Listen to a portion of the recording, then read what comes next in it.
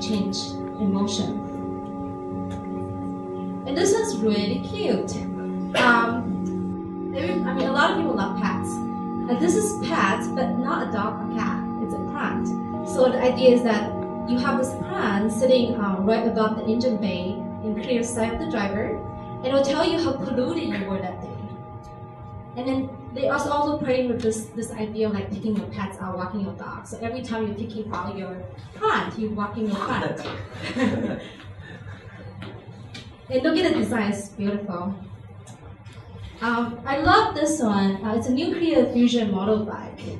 I love the idea that utilize two inexhaustible natural elements, deuterium and tritium, allow a sustainable ride for the future. And this is a flying model sports car by Audi. It's kind of combining with this raciness of motorcycles and the sleekness of the aircraft. And look at the design, it's beautiful. And this is a flying motorcycle. So apparently humans love to fly, or at least in the air. So let's look at this next one. How about this one? It's a cloud sofa. So the idea is the bottom part is a magnetic piece, and it generates enough magnetic force to hold the sofa in the air. So you can literally floating in your own personal sofa. And this one, how many of you are bookworms? I'm sure a lot of you are out there. And the idea is that in our busy digital life, sometimes we're craving a little bit of privacy. So the idea is that you can sort of kind of like, go into this little cave and enjoy a good book. And they also have sizes for adults as well as for kids. This is a Jetson family dining. The idea is also kind of like, is there the technology explosion, and we're so busy, but this is trying to bring back the idea of like the traditional family dining, like how important is that to enjoy your family life. And this is a 6-person dining set, glow with the white light from the above and blue at the below, and then the whole thing can also fold into a ball if you're not using it.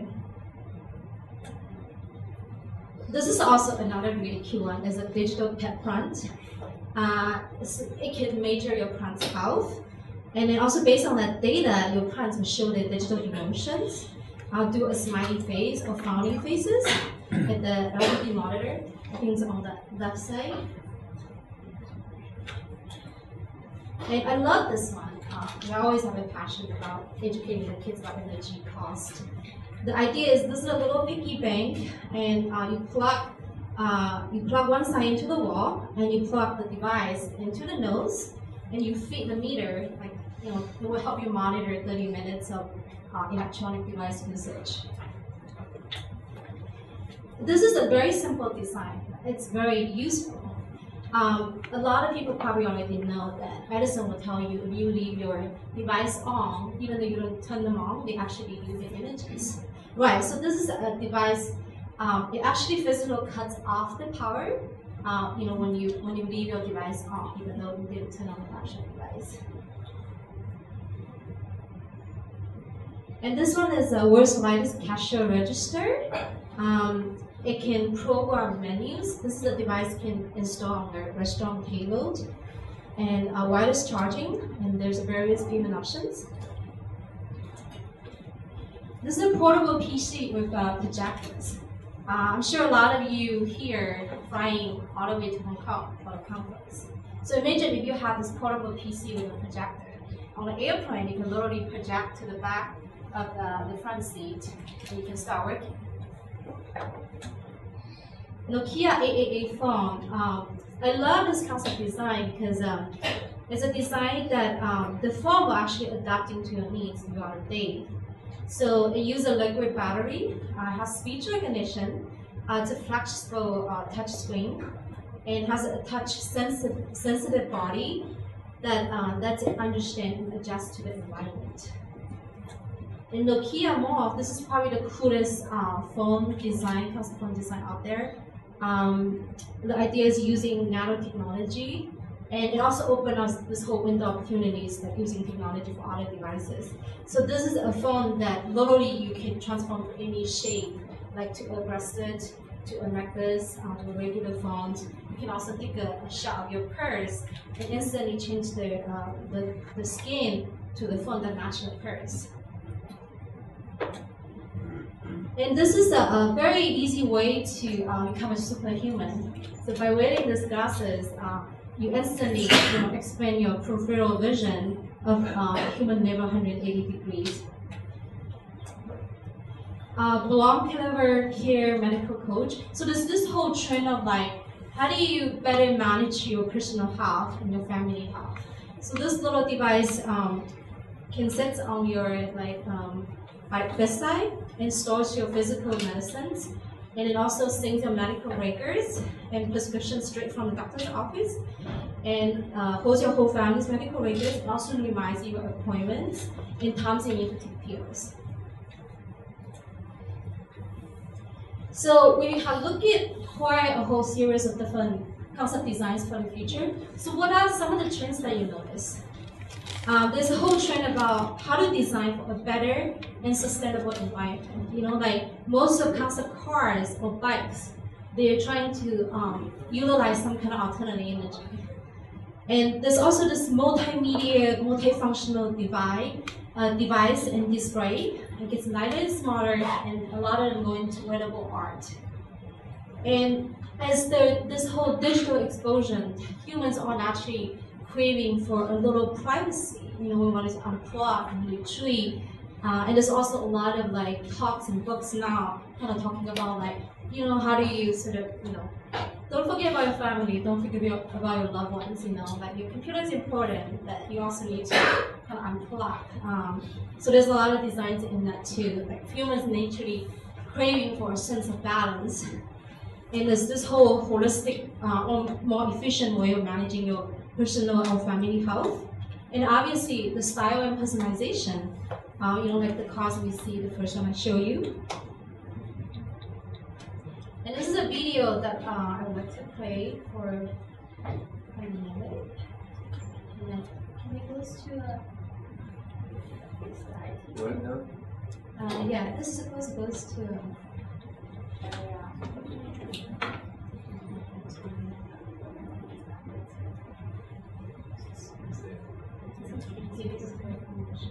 all the topic.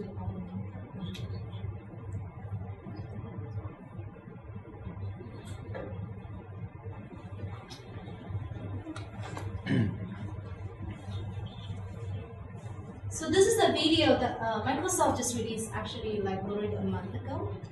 And I'm just going to show you a minute of this. Let's go to like 30 seconds.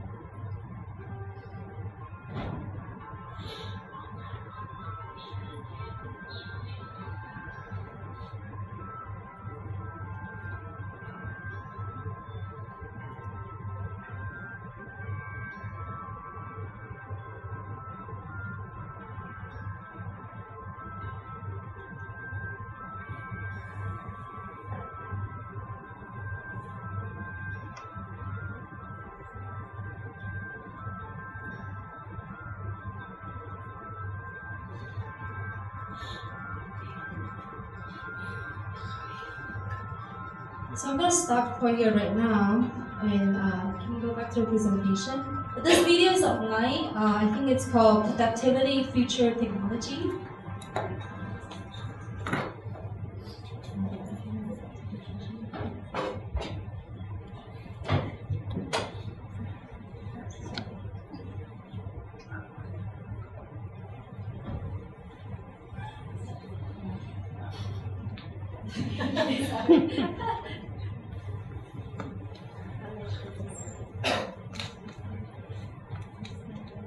Okay, so this is, you see, a lot of people love it. It's really cool. And some of these technologies actually exist, and it's not that far.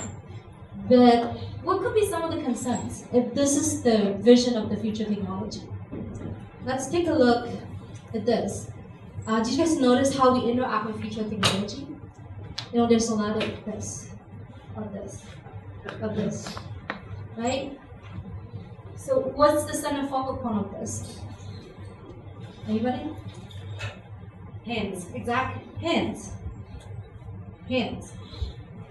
So let's take a look at this. This is how we hold a physical object in our daily life. And this is actually a really complicated process that we didn't even think about. Because, you know, we're so smart, we're trained, so comfortable now performing these type of daily tasks. We didn't think about it. And then let's take a look at this. What's the difference? Do we hold a physical object like this? Or like this? No, right? So what could be some of the concerns? And I agree the vision was really cool, but some of the concerns could be, if you think about human evolution, the more we use something, the more it develops. And our fingers has probably the most sensitive nerves. So what could be some of the concerns that if we're using this or this to interact with future technology? Can our fingers still perform these these daily tasks we can perform? Right? I just wanted to bring up that awareness. You know, I don't have an answer or solution for that. But I wanted to bring up that awareness to encourage different type of visions and different type of research. And so I think designing for the future, it should be enhanced human capability, not limited or reduced. The other thing is designing for the future, we should always design with the globe in mind. Let's look at some data. This is the recent data of world internet usage. On the top, you see the 44% Asia, Europe is 22%, Africa is 5%. And let's look at this chart. I want you to look at growth rates. There's 2,500% growth rate in Africa. In Middle East is almost 2,000%. Latin America is 1,000%. And look at North America, 151%. And look at Australia, 179%. Europe, 350%. And let's look at this chart. This is a penetration rate. So Asia and Africa is on the bottom. So if you look at this data, you think about if we're designing for the future of technology, we should really have the globe in mind. Really think about the growth in the future is going to be these penetration rates all the way to the bottom. Designing for the future, we also need to think about design for social changes. And today I wanted to focus talking about our kids, our future, because they are our future. This is a survey by Kaiser about young people's media use. Kids' daily usage of media use is 7 hours and 30 minutes. If you calculate multitasking, that's 10 hours and 45 minutes every day. 75% of kids over 9 years old have a cell phone in the US. US teens send more than 3,000 texts per month. And teenage girls send 4,050 text messages a month. By the age of 10, children were shopping online using their parents' credit cards. 32% have used the internet to buy computer games. 25% have voted in TV competitions. Only 18% have bought a book online. But what is this digital culture in kids? It's a speed-dominated culture. Kids are impatient. It's a screen culture because they're moving from one screen to the other.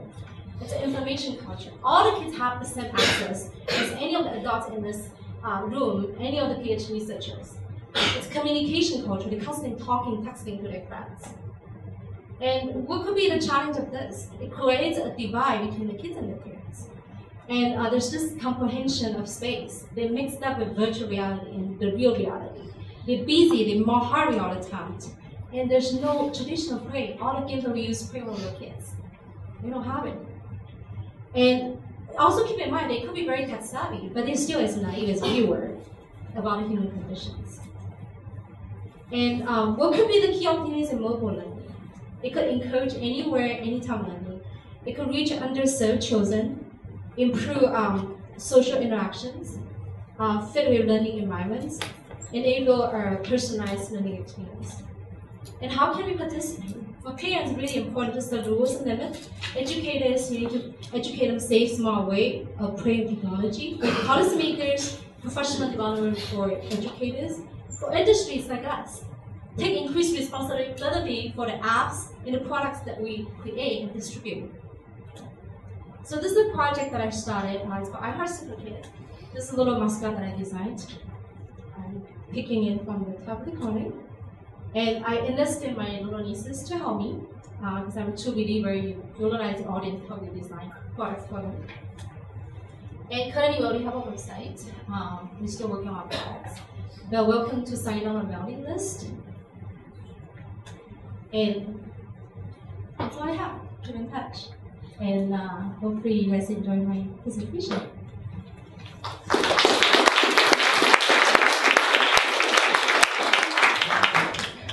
Thank you very much, Amy Lee.